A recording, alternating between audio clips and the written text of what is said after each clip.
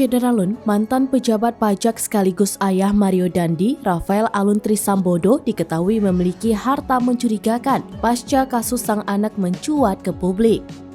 Satu di antara beberapa harta yang mencurigakan tersebut yakni sebuah rumah mewah di Manado.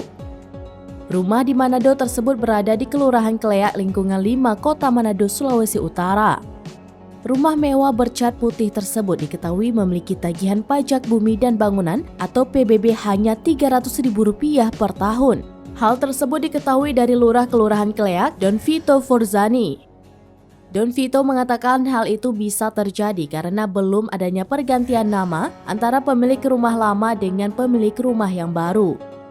Don Vito menambahkan jika menurut taksirannya nilai pajak rumah tersebut semestinya lebih dari Rp300.000. Meski begitu, dia tidak mau menyebutkan nominalnya karena Bapenda lebih berwenang. Sementara itu, Ketua Lingkungan 5, Desi Siwu menuturkan, seharusnya pemilik baru langsung melapor ke Bapenda ketika pembelian rumah, sehingga nilai pajak bisa segera disesuaikan.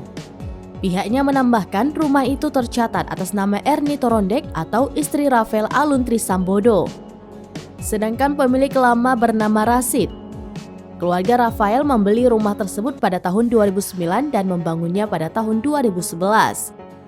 Desi menambahkan rumah besar dan megah itu dijaga oleh 2 orang, sedangkan Erni juga jarang berada di rumah tersebut.